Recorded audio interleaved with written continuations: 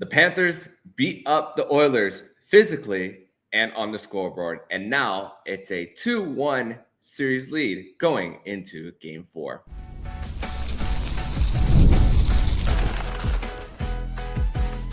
You're Locked On Panthers, your daily podcast on the Florida Panthers. Part of the Locked On Podcast Network, your team every day. And welcome into this Tuesday, June 10th edition of the Locked On Florida Panthers Podcast, part of the Locked On Podcast Network, where it is your team every day. Thank you for making the Locked On Florida Panthers Podcast your first listen of the day. I'm Armando Velez from Hockey News. You can follow me on X at MondoMan12. That is Josh Leucht, the OG host of the Locked On Florida Panthers Podcast and formerly of Panther Parkway Radio. Today's episode is brought to you by Game Time. Download the Game Time app, create an account, and use code LOCKEDONNHL for $20 off your first purchase. You can do that all on Game Time. So the Florida Panthers defeated the Edmonton Oilers by a final score of 6-1 in Game 3 of the Stanley Cup final to take a 2-1 series lead. They protected home ice with a crowd that was buzzing from start to finish, and the Panthers scored in the first minute and poured it on from there. 6 different goal scorers, 3 power play goals, 140 minutes of penalties, 17 total power plays together. And Josh, the biggest takeaway that I have for the Panthers is after that first goal that they scored is the fact that they were able to, for their penalty kill to set the tone, having the Edmonton Oilers go around in circles. And what do we know? Because the top dogs from power play 1 being on the ice on the penalty kill, it was consistently Paul Maurice putting on power play 2 and getting the cycle going, and then separating it with that 2-0 score from Carter Verhaeghe. Yeah, well, thanks for having me. Excited to be back for a great playoff edition of the podcast. And here's what I would say. They don't want to be called Power Play 2 anymore, right? We heard Stan Bennett saying that. So we got to come up with an alternative name for them. Maybe Power Play 1A. You know how like they do that with goalies? We have a 1A and a 1. But, man, what an incredible performance by the Panthers last night. And I think the biggest takeaway for me is that the Panthers finally got to play their game last night against the Edmonton Oilers. Partly because they're in their building, partly because Bam was getting them fired up with the drum and DJ Khaled was spitting rhymes. I don't know why, but they were able to drop into their game. And when the Panthers are playing Panthers hockey, it is hard to stop them. And I think the Oilers had maybe forgotten that in the first couple of games in Edmonton, and they got a lesson in that. And so what happens when you play against an incredibly gifted, physical, grinding Panthers team is they frustrate you. And obviously that's what we saw with Edmonton last night, just devolving into chaotic goonery after the game was pretty clearly decided by the score. I think a lot of people probably went to bed after the second, knowing that this one was in the bag, and the Oilers did too. So, man, how awesome is it? And I haven't got a chance to talk to you much this season, Armando, but how awesome is it that the Florida Panthers are staring at a situation where they only have to win 2 more hockey games to be back-to-back Stanley Cup champions. And all the odds are stacked in their favor. Yeah, and to think that I felt like a lot of the times that I was watching games 1 and 2 from last year's Stanley Cup final with the inability for the Oilers to create to have their space in the offensive zone, and for the Panthers once again continuing to set that tone. I mean, and you talk about the physicality. I mean, I spoke about it before Game 2 with Nick Fairbanks about how the ticking time bomb of Evander Kane is one that you need to get to, and the fact that the Panthers were able to get to have him draw penalties multiple times in the first period, which eventually ended up biting the Oilers later on. I mean, yeah, he was also in the box when Stuart Skinner had the delay of game penalty as well. But the fact that the fact that Leon Draisaitl and Connor McDavid would sometimes be on separate lines and then back together on the top line, there's also maybe a little bit of desperation and also the confusion that creates in the example of the too many men on the ice penalty, where it was not just one too many, it was two too many in that situation. So that's the great thing about the Panthers and their ability to roll four lines, that it's not necessarily them having to go nuclear. And I mean, you look at the stat sheet, 0 shots on goal from Leon Draisaitl. We saw how the Panthers were able to frustrate him in the Stanley Cup final, of him putting that goose egg. And it was just another example of just the Panthers and their ability to get in their face. I mean, we saw it with the fights at the end, Jonah Gadjevich with Darnell Nurse, Sam Bennett with Trent Frederick. I mean, even like I mentioned Evander Kane earlier, during this preamble, getting Carter Hagee in the face while he was down on the ice. And I mean, we haven't seen the Oilers break, and this was the one game that they broke. Yeah, and I think too, they're in a situation where they know. I mean, they know that the Panthers have this championship caliber. They saw it last year, and now they're finding themselves in a situation where they're being put on their back, and they're struggling. No Zach Hyman, Ryan Hopkins, something's going on. We don't know. He was a game time decision. And so that has got to be getting in their heads as well, along with the score being around that last night. No doubt. And also the Panthers, and you spoke about Panthers hockey and their physicality with it. I mean, Aaron Ekblad laid a big hit on Connor McDavid. He takes a few strides back and then lands on his side, has to go to the tunnel for a little bit, and then comes back. I'm like, oh man, this is the marathon that the Panthers are showing that they could it's like going on the treadmill and trying to run.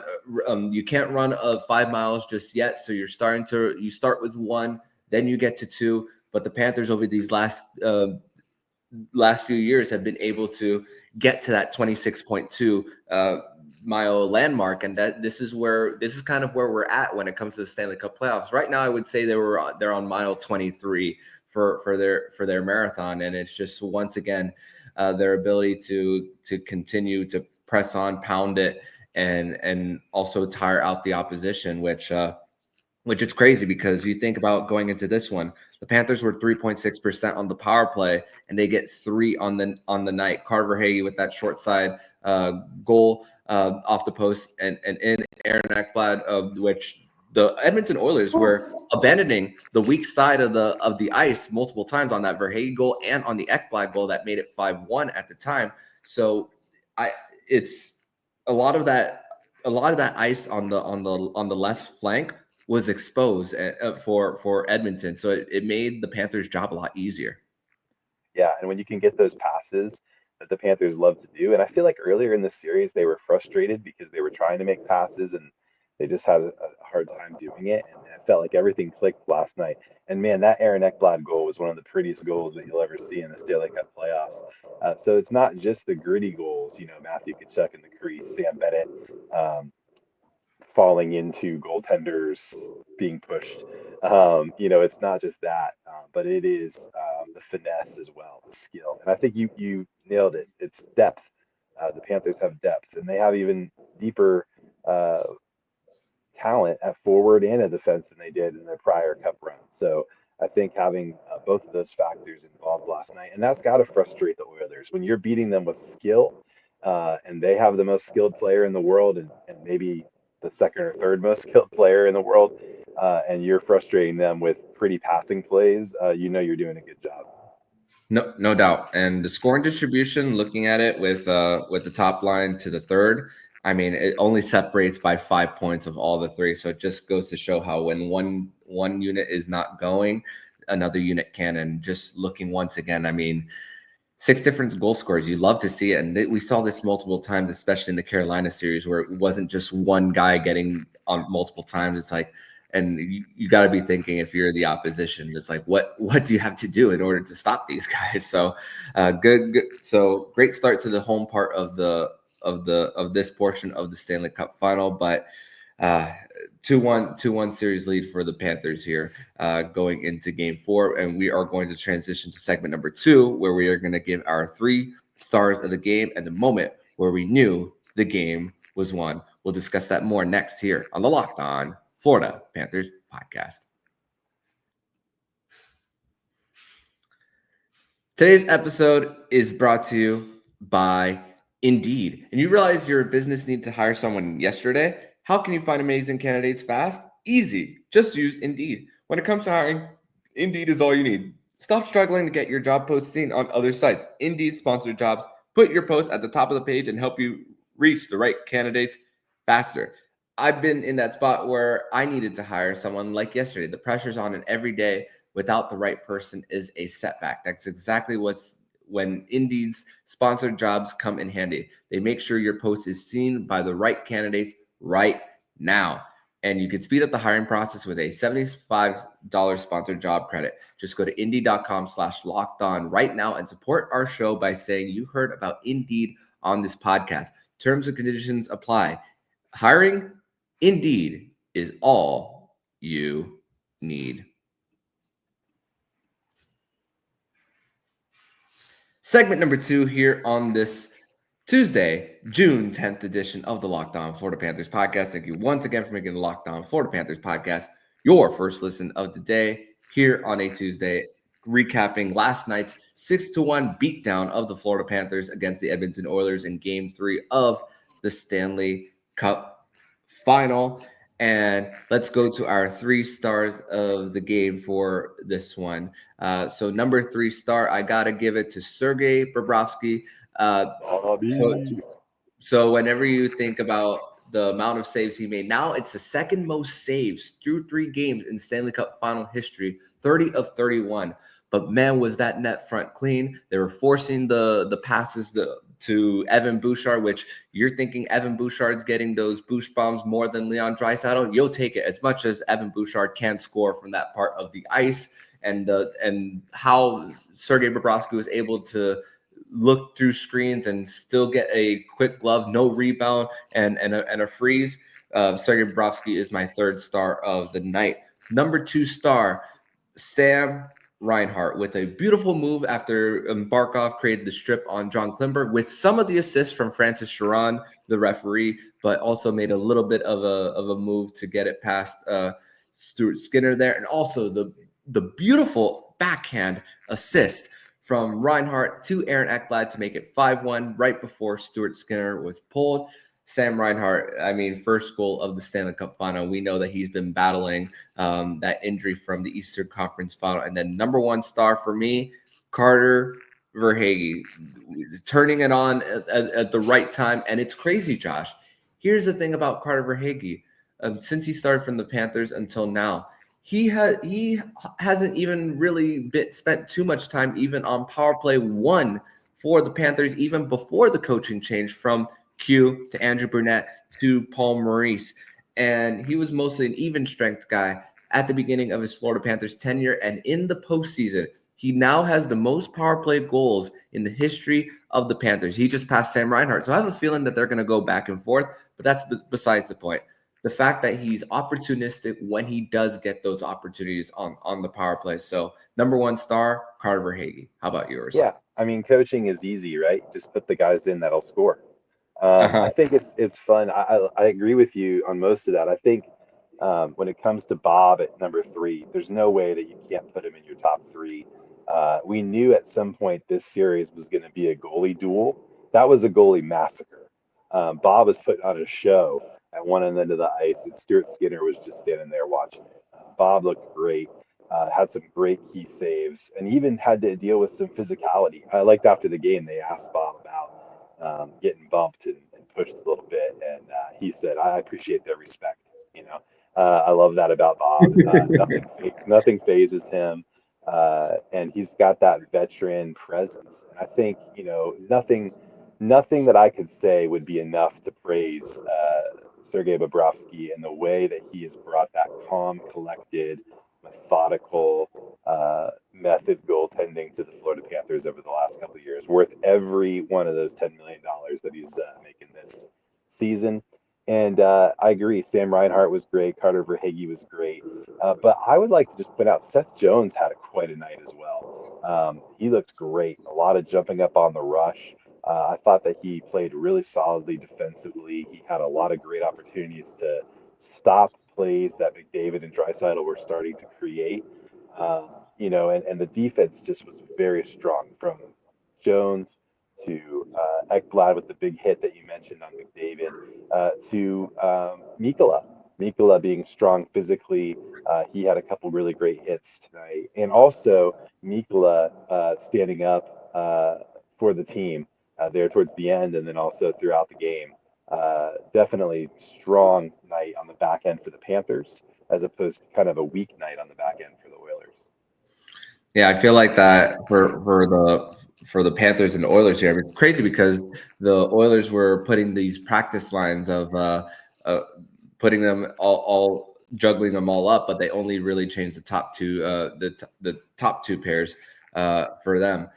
So it was kind of like Chris Knobloch trying to play a little bit of mind games with Paul Maurice. Obviously, he put John Klimberg in the second pair and then just put Kulak down. But Matthias Ekholm did stay with Evan Bouchard. But I felt that the Panthers were still able to get to John Klimberg. And hey, it explains why that the Dallas Stars didn't want to pay John Klimberg because of how leaky he could be on the defensive end and the Panthers' ability to get in front of his face, create those turnovers, and get to the net front, which that was really the name of the game for the Panthers and how they were able to just continue to frustrate. But the moment where I knew the game was won, it's crazy because sometimes I was going a little bit back and forth with this. I was a little confident when the Panthers went up 3-1 after the Oilers scored on the power play, just coming out of the second period. But this moment was just, I was just thinking, man, it's just if you never watched the Florida Panthers and you saw one play that defined them, it was that Sam Bennett goal. Not only does he lay the hit on puck Colson to separate the puck, but the Edmonton Oilers are so out of sorts after that. The puck gets worked back to him, a strip. Luostarinen notices that Sam Bennett has a burst of speed, and then he finishes the breakaway there, and it makes it 4-1. It's a separation, and the thing is, it's right before the end of the period. So the psychologically, what it does for the team that's winning and for the team that's losing, it's night and day for what it does. Yeah, I have to agree with you. I mean, clearly that was a huge moment and a game breaker. It's hard to argue that was just a nail in the coffin for the Oilers. But I would say the moment that I knew it was won is when the Oilers started breaking into that chaotic gunnery. The second that you start seeing them just two-handed guys and you know that they're frustrated. And once you're in their head, it's over. And I think that was clearly what was happening. I mean, the whole third period was just chaos, and it was all because the Panthers had clearly won the mental war. And that's what you have to do to win in the playoffs. Yeah, and you're thinking, I'm just looking back at all the misconducts there for the Oilers and the Panthers. I mean, 140 minutes worth, but it was building even before. I mean, even a few minutes before the puck was in the Panther zone, and then after whistle, Janmark lays a cross check on AJ Greer, and it's like, oh, another Panthers power play there. Even before things started to get out of hand for the Panthers, like, okay, it's starting to brew. And then we saw I didn't necessarily count how many minutes it lasted from the whole line brawl between the two teams, but the fact that Jonah Gadjevich is going to the box and then chest bumping AJ Greer and then kind of mocking them as he's going down. You see on the other side the fact that a fight lasts so long that they're tiring themselves out and it's not the linesman separating them. I mean, obviously, whenever you're challenging for a Stanley Cup, you are going to make sure, even if you're the one that's losing the fight, you're not gonna easily give up on that if you're Darnell Nurse. Armando, can you give me your best Gadjevich impression from last night? The little, sticking out the tongue, and the little hoo-hoo, right? You got to love it. I mean, they're having fun out there, and they're not just having fun out there, but they're winning. and that's winning is fun. I don't know if you guys remember, but winning is fun. And I think I saw a quote from Paul Maurice at the beginning of the year where he said, "Once you win, you never want to lose again." And I think that's what we're seeing here with the Panthers team. Hey, Amanda, thanks for having me on the podcast today. I won't be with you for the next segment, but I really appreciate having me on to talk about this game. What an incredible night for Panther fans. Absolutely. And thank you so much, Josh, for joining me on this edition of the show. Always great to have an OG back here on the podcast. So it's coming up in segment number 3. I'm going to take it over by myself here, and we're going to discuss the fact that the Panthers are now 2 wins away from winning the Stanley Cup. But what lessons can they learn from last year, from them getting beat down 8-1 after game 4, and that they could take it from being on the winning side of things this time around? We'll discuss that more next here on the Locked On Florida Panthers podcast. Today's episode is brought to you by Game Time. And there's nothing like playoff hockey, the energy, the rivalries, the nonstop action. With the Stanley Cup playoffs heating up, there's never been a better time to see it live. And Game Time makes getting in the building fast and affordable. Game Time gives you last-minute ticket deals, zone deals for deep discounts, panoramic seat views, and all-in pricings with no hidden fees. Plus, the ticket prices often drop the closer you get to puck drop, so you can score big without overpaying. And you can save huge on zone deals. They pick the best seats at the lowest price. And I love the fact that I could see my exact view before checking out, and it gives me total confidence that it'll be reflective from what I see on the app to my actual game experience. And it includes fees up front for every order with their ticket coverage guarantee. Take the guesswork out of buying tickets with Game Time. Download the Game Time app, create an account, and use code LOCKEDONNHL for $20 off your first purchase. Terms apply. Again, create an account and redeem code LOCKEDONNHL for $20 off. Download the Game Time app today. Last minute tickets, lowest price guaranteed.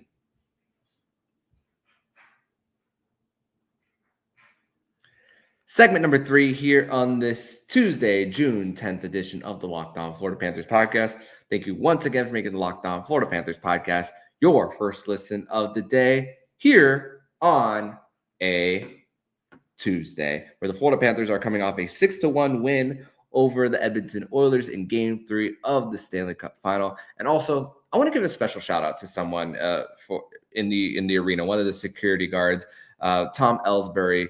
I was going downstairs for the press conference, and then I went back up because I forgot my tripod, and thankfully they had it for me, and he recognized me from the show. So I want to give him a special shout out if you happen to be listening, Tom. Thank you so much for listening, and thank you once again, everybody, for listening. The support for the podcast and the Florida Panthers success is not only South Florida's success, but it's the Locked On Florida Panthers success as well. So a lot of credit goes to the Florida Panthers in everything that they've done over these last 3 years. But last night, a few milestones happened. I mentioned Carter Verhaeghe breaking the record for most power play goals in Florida Panthers history, but Brad Marchand is now the oldest player to score in the first 3 games of the Stanley Cup Final, aging like fine wine. I mentioned the depth up and down for the Florida Panthers, and whenever it's one guy that's not getting in on the score sheet, it's another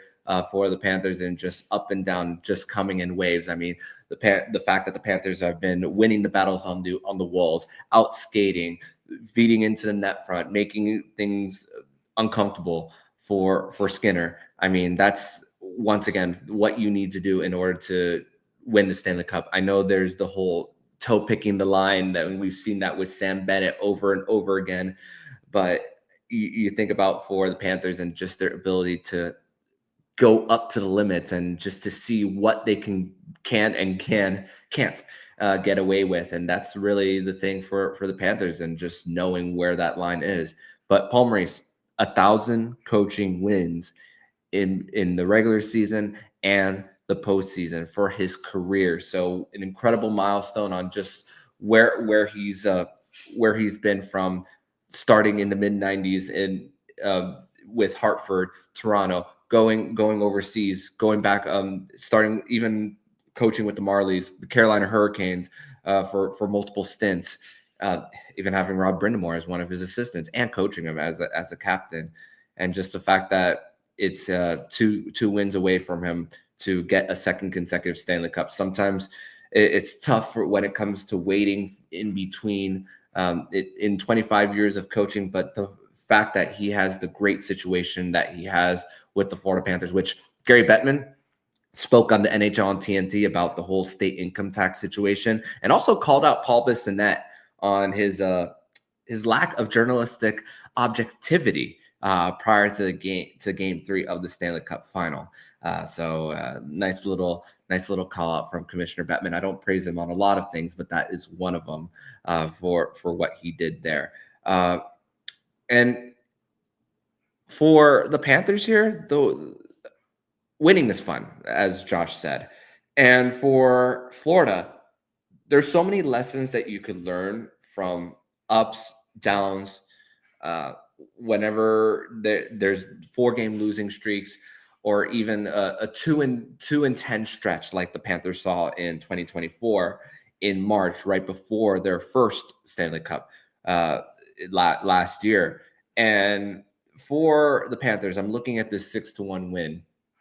And I go back to game 4 of the Stanley Cup final last year, where I was in the arena for the watch party watching the Panthers, and then them go down. I believe it was 3-1 after the first period. There was a big save from Stuart Skinner on Carter Verhaeghe that maybe could have changed the game, and then all heck broke loose for the Panthers and then they end up losing by a final of 8-1. Anthony Stolarz comes into the game, and then you think the 2 days in between, the travel day between Edmonton going back and then to South Florida for game 5, right before Paul Maurice made those changes on the top power play unit, putting Oliver Ekman-Larsson for Brandon Montour. But there could also be lessons learned in a win where you're so up if you're the Florida Panthers, you're so down if you're the Edmonton Oilers. It's funny because you think about, what would you rather have if you're the Panthers? Would you rather have a game where you're coming off an emotional high off a win where it's tight, or would you rather come off a win where it's just an absolute beat down and then you have that confidence going into the next game? And the level that I had from game 2 to game 3 was a little different, going from right now game 3 to game 4, knowing that the Panthers tied the series at 1, the fact that it could have swung in any direction, and the Panthers were also having a bit of the health advantage going into game 3. I'm more inclined to feel better about a situation where you're coming off a close overtime win. As much as it hurts at the time and your heart rate is going at 1,000,000 miles an hour, I feel better about that versus a 6-1 win. It's like, you don't want to be on the losing end where you have 2 days to think about it. And then, I mean, we fans, we wear our emotions on our sleeves sometimes when you, especially when you want a team to win so badly, sometimes it might be even hard to sleep at night if you're on that end. But for the Panthers here, it's just like you just want to get back on the ice and just do it again.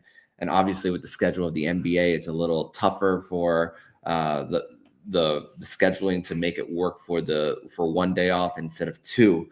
But the thing is, with coming off a blowout win like this, it's hard for it to be reflective again.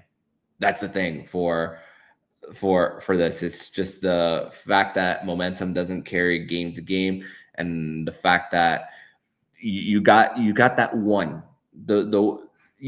Every series that you're gonna get at least one of those. I mean, and the Panthers in every series throughout these playoffs. I mean, we saw it twice against Toronto. We saw it in the very first game against Tampa Bay. I mean, Carolina, it was just an absolute demolition. And you look at how lopsided that was, you're surprised that it even ends in 5. I mean, last year against the New York Rangers, it ended in 6. but that's a series that should have ended a lot earlier. But how tight the margins are when it comes to the Stanley Cup playoffs, and how one thing from one game where it's tight can weirdly lead to an absolute demolition when you know that there's that cross-country travel, and the fact that you're having your home fans on your side to cheer you on. Man, the crowd was amped, and I want national writers especially to put some respect on South Florida's name when it comes to how that arena buzzes and how the fans get behind their team. I mean, there was a fan in the 100 section. I posted a video. You can check it out on my personal page at Monoman12 and on my Instagram at LO_FLA Panthers. A guy in a Dairy Queen hockey jersey. So the fact that this environment and this region has embraced it so much, it's just continuing to be how this is a true market that embraces a team, and that South Florida truly loves a winner. But going into these next 2 days, just have a smile and talk about it at your job. If you happen to be in a corporate in a corporate office, have that be the buzz in your office when you're just getting up and going to the water cooler, because the Florida Panthers are 2 wins away from going back to back. There's no guarantees, obviously, but the fact is that they are on the winning side when it comes to these 2 days. It's a lot easier, but you have to also know that there is going to be a response from the Edmonton Oilers, and that they're going to come out with their hair on fire. And the fact is, for Edmonton, I don't put a lot of those goals on Stuart Skinner. Yeah, there was that delay of game penalty that ended up in the back of their net, and he doesn't pick up the weak side from that feed to Reinhart to Ekblad. But the fact that Florida doesn't have that question in goal with Bob versus Stuart Skinner and Calvin Pickard, the back and forth, the Jekyll and Hyde, and the fact that Calvin Pickard hadn't lost a game in the postseason. It took an injury for Stuart Skinner to come back in, and Panthers winning on all phases with special teams, even strength. I mean, looking at natural stat trick, 32 total minutes of 5-on-5 only. That's insane. You don't see Stanley Cup final games going to that. And the fact is that the Panthers are +2 in that category in special teams, and as series go on, and that there's going to be less penalties called because you don't want to take a risk in putting your team down. That's going to be advantage Panthers in my opinion, and I really can't wait to see what happens. So I think that Stuart Skinner does eventually go back in between the pipes for Game 4 between the Florida Panthers and the Edmonton Oilers, but I do believe that he will have a short leash. But if the Panthers continue to win those net front battles, frustrate the heck out of Edmonton, the Vander Kanes, the Trent Fredericks, and the Darnell Nurses, that they're gonna be one step closer to winning the Stanley Cup again. And the scoring by committee, I mean, we don't know I don't know who I would pick as the Conn Smythe winner right now, but honestly, I'm not really too worried about that. I just want the Panthers to win the Cup once again, and then I'll worry about who I believe will be the Conn Smythe winner. It's a little different when it's when you just want to wait until 0-0 of the clinching game, and then okay, you could wait until then. But that's going to do it for today's edition of the Locked On Florida Panthers podcast. I want to thank my guest, Josh Leucht, former host of the Locked On Florida Panthers podcast and Panther Parkway Radio, for joining me to recap this game in segments 1 and 2. The Panthers will be having a media availability today at 12:30 to discuss everything in between games 3 and 4 and how they're going to manage things being on the winning side. Maybe we'll discuss with Paul Maurice on that front. And then 2 days off between now and Game 4. So enjoy it, guys. Talk about it with even your friends who are not a fan of hockey, or maybe have never watched hockey before. Don't be afraid to just mention anything about this Florida Panthers team, because they deserve all the attention in the world with how they're taking the sports world by storm. So Thank you guys always for listening, and I will see you guys for tomorrow's edition of the show with Jacob Winans for another edition of Winans Wednesday. But in the meantime, if you like what you're hearing, please subscribe to the podcast to be notified every single time the Locked On Florida Panthers podcast jumps into your podcast feed. Don't forget to also subscribe to the other shows on the Locked On NHL Network, including Locked On NHL, Locked On Fantasy Hockey with Flip Livingstone and Stu Roden, and Locked On NHL Prospects. Thank you once again for making the Locked On Florida Panthers podcast your first listen of the day. So I'm Armando Velez with Josh Leucht. And you've been listening to Locked On Florida Panthers podcast, part of the Locked On Podcast Network, where it's your team every day.